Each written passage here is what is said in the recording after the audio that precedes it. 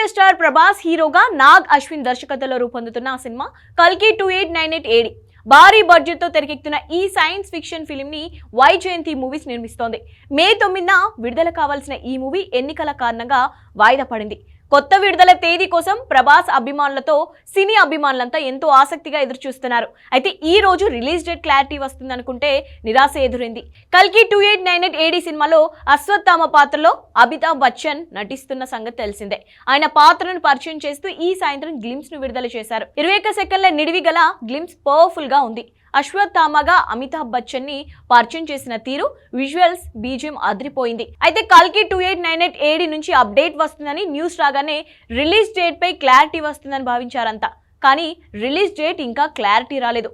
నిర్మాతలు జూన్ 30న విడుదల చేయాలని భావిస్తుండగా డిస్ట్రిబ్యూటర్స్ మాత్రం మే 30న విడుదల చేయమని అడుగుతున్నారట. త్వరలోనే దీనిపై క్లారిటీ వచ్చే అవకాశం ఉంది.